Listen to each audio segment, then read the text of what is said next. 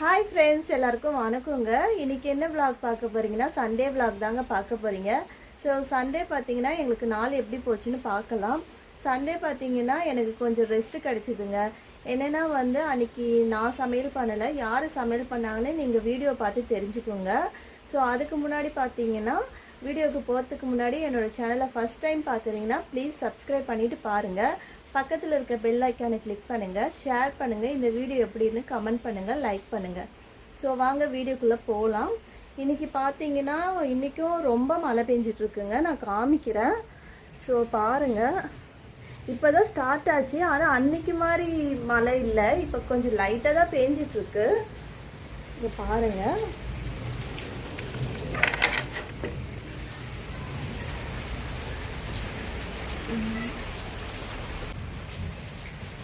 இங்கே பாருங்கள், இன்றைக்கும் பார்த்தீங்கன்னா நல்ல மழை பெய்யுது. ஆனால் என்ன, அன்றைக்கி ரொம்ப மழை பெஞ்சுது, அன்றைக்கி மாதிரி இல்லை.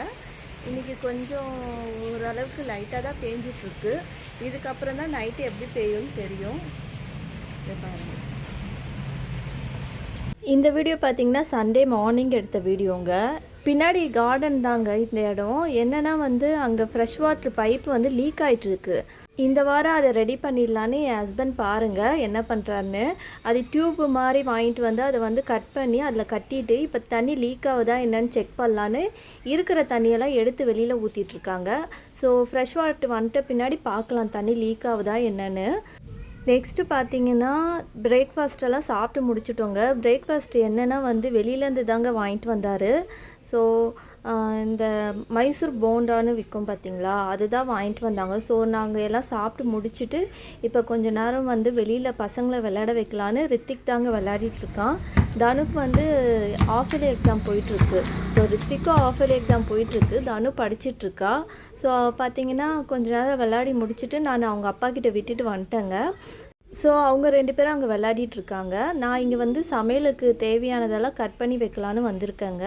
ஸோ என்னென்னா மஷ்ரூம் மார்க்கெட்டில் வாங்கிட்டு வந்தோம். ஸோ அதை தான் இன்றைக்கி வந்து கிரேவி மாதிரி செய்ய போகிறாங்க. ஸோ இன்றைக்கி நான் சமைக்கலை, யார் சமைக்கிறான்னு வீடியோ பார்த்து தெரிஞ்சுக்கோங்க. நான் ஜஸ்ட்டு வந்து இந்த கட் பண்ணி கொடுக்குற வேலை, அந்த வேலையை தான் நான் பார்த்துட்ருக்கேன். ஸோ இங்கே பாருங்கள், ஃபுல்லாக கட் பண்ணி முடிச்சாச்சுங்க. இது ஒரு பக்கம் இருக்கட்டும். இப்போ என்ன பண்ணுறேன்னா தோரம் பருப்பு தாங்க இது. ஸோ இதில் பார்த்தீங்கன்னா பருப்பு ரசம் தான் செய்ய போகிறாங்க. அதுக்கு ஃபஸ்ட்டு பார்த்தீங்கன்னா பருப்பை வந்து ஒரு 5 நிமிஷம் ஊற வச்சுட்டு அதுக்கப்புறம் அதில் பூண்டு, அதுக்கப்புறம் தக்காளி, இதில் பார்த்தீங்கன்னா மெயின் வெங்காயம் போடக்கூடாது, தக்காளி கொஞ்சம் அதிகமாக போடணும். அதுக்குன்னு ரொம்ப போட்டாலும் புளிப்பு எடுத்துரும். ஸோ பருப்புக்கு ஏற்ற மாதிரி அளவு வந்து தக்காளி போட்டுக்கணும். இதில் பார்த்தீங்கன்னா கொஞ்சம் கூட வெங்காயம் சேர்க்கவே கூடாது. நெக்ஸ்ட்டு கொஞ்சமாக பார்த்தீங்கன்னா மஞ்சள், அதுக்கப்புறமா தேவையான அளவு உப்பு, நெக்ஸ்ட்டு தண்ணி ஊற்றி இது விசில் தாங்க வைக்க போகிறேன். ஸோ என்னென்னா வந்து பருப்பு ரசம் வந்து எப்பயுமே என் ஹஸ்பண்ட் வீட்டில் இருந்தால் நான் பருப்பு ரசம் செய்ய சொல்லுவேங்க. ஏன்னா இந்த வாரம் வந்து நான்வெஜ் இல்லைல்ல, புரட்டாசி பிறந்ததால் 1 மந்த் நான்வெஜ் சாப்பிட மாட்டோம். ஸோ அவர் வீட்டில் இருக்கார். ஸோ பருப்பு ரசம் செய்ய சொல்லலான்னு. ஏன்னா வந்து அவர் செய்கிற பருப்பு ரசம் என்னன்னு தெரியல, அது ரொம்பவே டேஸ்ட்டாக இருக்குங்க. நானும் ட்ரை பண்ணி பார்த்துருக்கேன், ஆனால் அவர் செய்கிற டேஸ்ட்டு எனக்கு வரலை. இந்த பருப்பு ரசம் பார்த்திங்கன்னா அவர் தான் எப்படி செய்யுதுன்னு ஃபஸ்ட் டைம் எனக்கு சொல்லி கொடுத்தாரு. ஸோ எப்போல்லாம் ஒரு வீட்டில் இருக்காரோ அப்போல்லாம் நான்வெஜ் இல்லைன்னா கண்டிப்பாக நான் பருப்பு ரசம் செய்ய சொல்லிவிடுவேங்க. ஏன்னா வந்து யாருன்னா செஞ்சு கொடுத்து சாப்பிட்டா அது பார்த்திங்கன்னா டேஸ்ட்டு ரொம்ப நல்லாயிருக்கும். அது இல்லாமல் நமக்கு பிடிச்சது செஞ்சு கொடுத்தா இன்னும் டேஸ்ட் நல்லாயிருக்கும். அன்றைக்கி பார்த்திங்கன்னா நான் எக்ஸ்ட்ராவே கொஞ்சம் சாப்பாடு சாப்பிடுவேன். ஸோ இவர் செய்கிறாரு பாருங்கள். ஒன்றும் ரொம்பவே ஈஸி தான் இது. பார்த்திங்கன்னா டக்குன்னு பருப்பு வெந்துருச்சுன்னா ஒரு 10 நிமிஷத்தில் செஞ்சு முடிச்சிடலாங்க. இதில் என்னென்ன போட்டிருக்காங்கன்னா ஃபஸ்ட்டு எண்ணெய் ஊற்றிட்டு அதில் கடுகு ஃபஸ்ட்டே போட்டுட்டாங்க. நெக்ஸ்ட்டு கொஞ்சமாக மிளகு சீரகம், அதுக்கப்புறம் கருவேப்பிலை, இதெல்லாம் நல்லா பொரிஞ்சு வந்த உடனே புளி கரைச்சி வச்ச புளியை வந்து கொஞ்சம் ஊற்றணுங்க. ஏன்னா இது வந்து பார்த்து அளவாக தான் ஊற்றணும், ஏன்னா ரொம்ப புளிப்பாயிடும். நம்ம பருப்பு வேக வைக்கும் போதே வந்து தக்காளி கொஞ்சம் அதிகமாக தான் போட்டு வேக வச்சுருக்கேன். ஸோ அதனால் பார்த்திங்கன்னா புளி வந்து பார்த்து தான் போடணும். நெக்ஸ்ட்டு பார்த்திங்கன்னா இதுக்கு வந்து தேவையான மிளகாத்தூள், சாம்பார் பொடி, அதுக்கப்புறம் தனியாத்தூள், அப்புறம் ரசப்பொடி கொஞ்சம் சேர்த்துக்கணும். அது ஆப்ஷன் தான், இருந்தால் நம்ம சேர்த்துக்கலாம். இதெல்லாம் பார்த்திங்கன்னா காரத்துக்கு ஏற்ற மாதிரி அளவாக சேர்த்துக்கணுங்க. ஸோ நெக்ஸ்ட்டு பார்த்திங்கன்னா அதில் நம்ம வேக வச்சுருக்கோம்ல பருப்பு, அதை வந்து சேர்த்து கொஞ்சம் தண்ணி ஊற்றி ஒரு 5 நிமிஷம் கொதிச்சா போகுதுங்க. இப்போ பாருங்கள் பருப்பு சேர்த்துட்டாங்க. நெக்ஸ்ட்டு நம்ம எந்த அளவுக்கு தண்ணியாக வேணுமோ அந்த அளவுக்கு தண்ணி சேர்த்துக்கணும். இது பார்த்திங்கன்னா கொஞ்சம் தண்ணி மாதிரி தான் இருக்குங்க, ஏன்னா வந்து இது பருப்பு ரசம். ஸோ நம்ம வந்து கெட்டியாக செஞ்சோன்னா அது வந்து பருப்பு குழம்பு மாதிரி ஆகிடும். ஸோ ஃபைனலாக பார்த்திங்கன்னா ஒரு 5 நிமிஷம் நல்லா கொதிக்க விட்டுட்டு அதுக்கப்புறமா கொத்தமல்லி தழை தூவி எடுத்துட்டா பருப்பு ரசம் ரெடி ஆகிடுங்க. ஒரு 10 நிமிஷத்தில் பார்த்திங்கன்னா இந்த பருப்பு ரசம் செஞ்சு முடிச்சிடலாம். என்ன பருப்பு வேக வைக்கிறதுக்கு ஒரு 10 நிமிஷம் ஆகுங்க. அப்போ பார்த்திங்கன்னா ஒரு 20 நிமிஷத்தில் பருப்பு குழம்பு ரெடி ஆகிடும். ஸோ பார்த்திங்கன்னா இங்கே பாருங்கள் இப்போ எல்லாம் ரெடி ஆகிடுச்சிங்க. நெக்ஸ்ட்டு பார்த்திங்கன்னா மஷ்ரூம் கிரேவியும் என் ஹஸ்பண்ட் தாங்க செஞ்சார். ஸோ என்னென்னா வந்து அவரே நானே செஞ்சிட்றேன், நீ போய் கொஞ்ச நேரம் ரெஸ்ட் எடுன்னு சொல்லிட்டாருங்க. ஸோ அதனால தான் வந்து நான் வந்து போய் ரெஸ்ட் எடுக்க போயிட்டேங்க. ஸோ இங்கே பாருங்கள் எவ்வளோ சூப்பராக வந்திருக்கு பாருங்கள். டேஸ்ட்டும் பார்த்திங்கன்னா ரொம்பவே சூப்பராக இருந்தது. நீங்களும் ட்ரை பண்ணி பாருங்கள், ரொம்பவே நல்லாயிருக்கும். ஸோ இதில் பார்த்திங்கன்னா வெங்காயம் போடவே கூடாது. ஸோ வெங்காயம் ரொம்ப ரேட்டு இருக்கிற டைமில் பார்த்திங்கன்னா நம்ம இந்த மாதிரி பருப்பு குழம்பு செஞ்சு சாப்பிட்டுக்கலாங்க. ஸோ இங்கே பாருங்கள் இந்த சைடு பார்த்திங்கன்னா மஷ்ரூம் கிரேவியும் ரெடி ஆகிடுச்சு.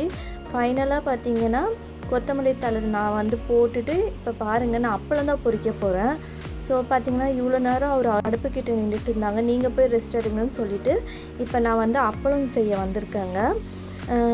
ஒரு சில பேர் இந்த மாதிரி கலர் அப்பளம்லாம் குழந்தைங்களுக்கு கொடுக்காதீங்கன்னு சொல்லுவாங்க. இது பார்த்திங்கன்னா நான் வந்து ரெகுலராலாம் கொடுக்க மாட்டேங்க, எப்பயாவது ஒரு வாட்டி தான் வந்து பொரித்து கொடுப்பேன்.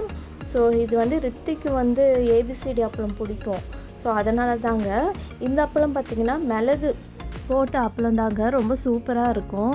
ஸோ நெக்ஸ்ட்டு பார்த்திங்கன்னா இந்த அப்பளமும் ரொம்ப நல்லாயிருக்கும். ஸோ எப்பயுமே வந்து பருப்பு குழம்பு வச்சா பருப்பு ரசம் வச்சா இந்த மாதிரி அப்பளம் பொரித்து கொடுத்துருவேங்க. ஸோ அவ்வளோதாங்க, நாங்கள் லஞ்சு சாப்பிட போகிறோம். ஆக்சுவலாக மஷ்ரூம் கிரேவி எதுக்கு செஞ்சேன்னா நைட்டு சப்பாத்திக்கு தாங்க செஞ்சேன். ஸோ இப்போ வந்து கொஞ்சமாக வந்து டேஸ்ட் எப்படி இருக்குன்னு பார்க்கலான்னு போட்டு சாப்பிட போகிறேங்க. ஸோ அவ்வளோதாங்க, நான் லஞ்சு சாப்பிட போகிறேன். சரி சாப்பிட்டு முடிச்சுட்டு அதுக்கப்புறம் பார்த்திங்கன்னா ஃபுல்லு ரெஸ்ட்டு தாங்க.